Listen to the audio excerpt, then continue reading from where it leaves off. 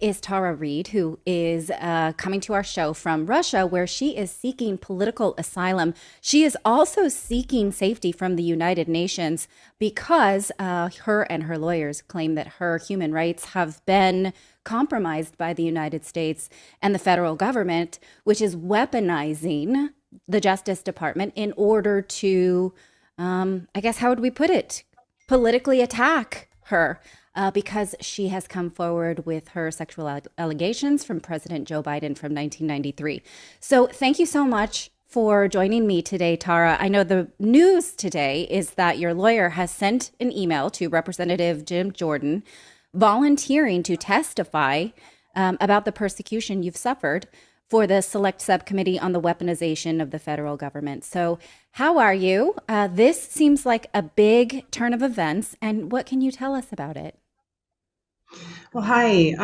Thank you so much for having me on your show. I watch it. You're one of my main news sources, so I'm really Oh, hopeful other thank you. people are supportive too. Your show's fantastic, you and Clayton, and the work that you're doing to bring truth. All I can say is last time we were here, it was like a pipe dream. I could testify before Congress, and then Matt Gaetz and Marjorie Taylor Greene made that a reality, not only to testify about my case and what happened when I was a staffer for Joe Biden and was sexually assaulted, to get that investigated and looked at, but also things evolved and changed, as you all know, because you've been covering it, with the weaponization of the DOJ and the FBI against US citizens, including myself. And there's a subcommittee hearing on it, led by Jim Jordan. And so my attorneys, as you mentioned, have signaled to them that I am willing to testify under oath, remotely, because I am in Moscow, Russia now. And I have sought asylum. I do have temporary asylum. Hmm. I'm waiting for all the paperwork to be completed. And I am seeking citizenship in Russia. So yes, this was a very sudden turn of events, and yeah, I'll let you Well, one of the comment on that things part. that the Democratic Party had come out and attacked you about was that you were some sort of secret Russian spy. But as you detail in your book, the persecution of you just got hotter and hotter when you reported this when it happened. And it should go on record that you didn't just come out with this in 2019 during the election. You had been reporting it all along. There are clips Mhm, of, is it your mother who was on Larry King in the 90s mhm. asking for how to support Yeah. her child who was sexually assaulted in Mhm, Washington, D.C.? Like the proof has mhm. been a long paper trail. This is not just something that was come out in order to bring down the Bidens. And so, Yeah. what's my question here? I guess can you can you respond to the allegations that you were put up to this by Russia all along, and then oh, conveniently you're in Russia? Yeah, no, that's a myth. And to be really complete, in 2019, when I came forward, I was writing a novel that included Russia from the United States. I was born in Monterey County, California. I grew up in Wisconsin on a farm. I have no ties to Russia, at all, political or otherwise. I have always been fascinated by international relations and geopolitics. So I was doing a novel and I was working and researching that. And I had some opinions that differed from the ones that were being put forth from 2016 on, the Russophobia and all that, which really started heating up in 2016 on.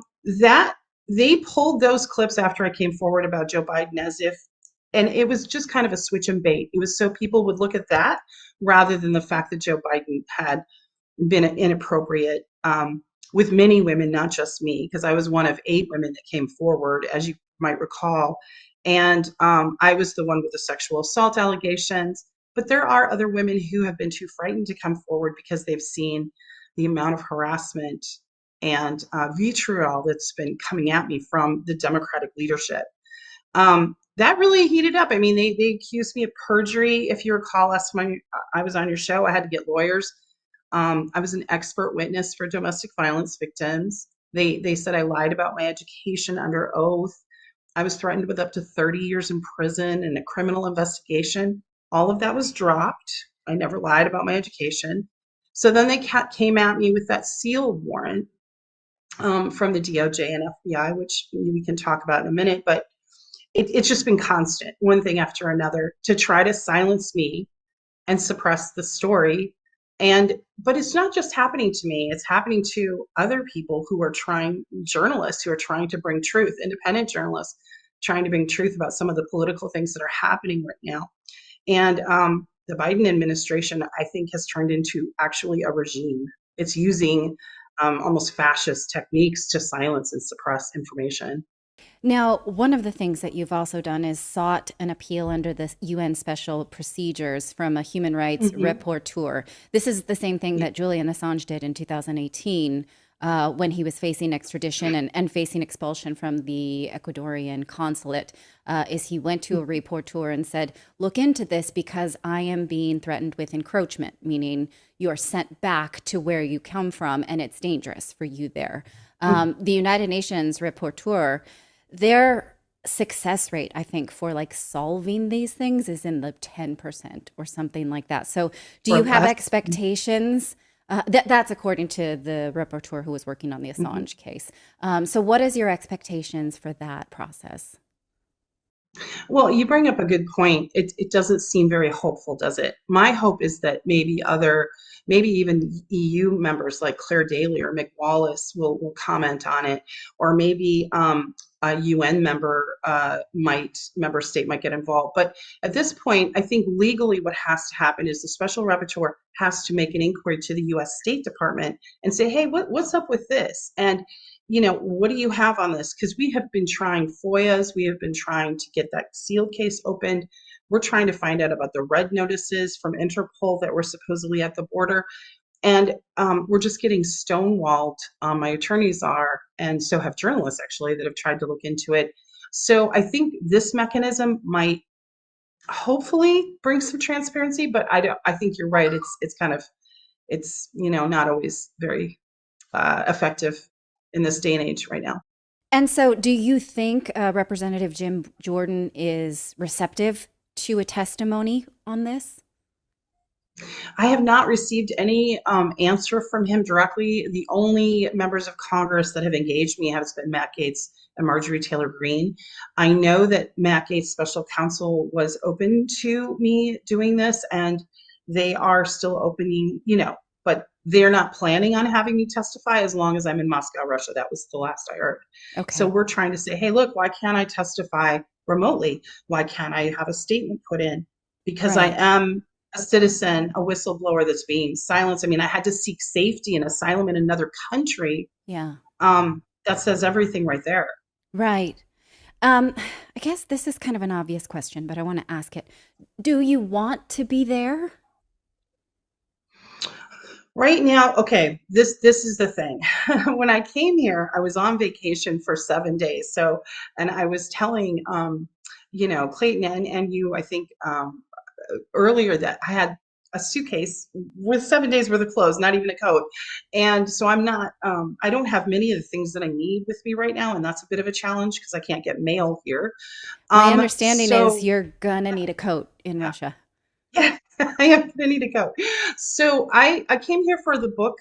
My book was given to an international publishing house here in Moscow that was going to translate it in several languages, including Russian, and redistribute it with 3 additional chapters. And then they accepted another book. The manuscript's due in the fall, and I was so excited about all that. So I thought I was going to go home. There was a family event I was to attend that happened last week, and some other things because my daughter's going to be getting married next year. So I had a lot of plans this summer with around family and events, and I was looking forward to an easier schedule because I was just going to have a writing schedule. And yeah, and then I was given information that I couldn't go home. Yeah. So, and I don't want to get too emotional, but I can't tell you what it's like to not know when I'm going to see my daughter, Yeah. my family, my friends, and my pets. So it's been an adjustment. As far as like here, people here have been lovely to me. I have no complaints. I mean, they're treating me so well. I have enough to eat. I'm okay. I have enough to, I have a place to sleep. I have a safe place to be. I have work that I can do, some writing work and all of that. So, that's all positive. I was looking forward to coming back and forth between Russia and the United States, like Scott Ritter and other people do. Yeah. But apparently that option wasn't allowed for me um, under, these circumstances. And so I'm a little emotional, but I'm also super angry because, Joe Biden he's destroyed my life in 1993 and then in 2019 and then again. And I just feel like, Yeah.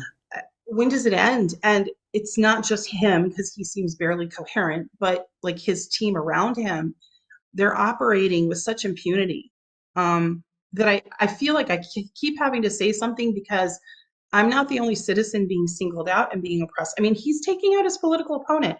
I didn't vote for Donald Trump. I'm not a Republican, but this is, it's startling how America is, basically just been hijacked Yeah. by the military industrial complex. Because you are an inconvenient narrative around Yeah. something that we don't want to see nuance around. Yeah. And, for those of you who think like, oh, this is just, the Democrat side of what they do to Trump, well, read her book because she has Yeah. a long list of reaching out for help from day one after this abuse. And so this is not just she was trotted out by somebody. Obviously, you're not being a pawn to someone else's agenda because you're alone in this, other than your own lawyers. It's reminiscent of, did you see The Americans, the I show? did. You know Some how of it. the Yeah. woman Martha has to just be carted hmm off to Russia, and then they sort of treat her hmm as like, look, she's just dropped there. She has to figure out her life, right? Because she was Yeah. weaponized. Yeah, and hmm so it's heartbreaking, and I want for you whatever you want for yourself, and hopefully there is an appetite to stop using the federal government as a weapon.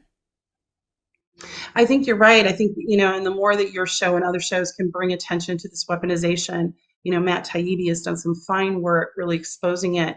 But nothing's really changing. I know Jim Jordan's got this subcommittee going where they're investigating it. It's being exposed. Adam Schiff has just been censured, I believe, but he's making a joke of it. Like he's acting like it's no big deal.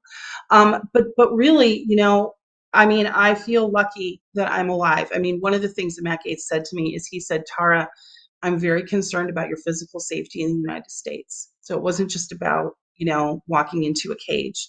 Hmm. And the fact that this could happen to me, I want to tell my fellow citizens this could happen to you. It could happen to any of us, any of us. If we push back against the narrative or we have a truth to tell that they don't like, I mean, the amount of resources they've expended is startling to Yeah, I can silence only this. imagine. I can only imagine. Well, thank you for telling your story to our audience, and hopefully, we do get to hear this in Congress, and there's an appetite to, seek out justice because it can't be equal protection under the law, equal justice under the law.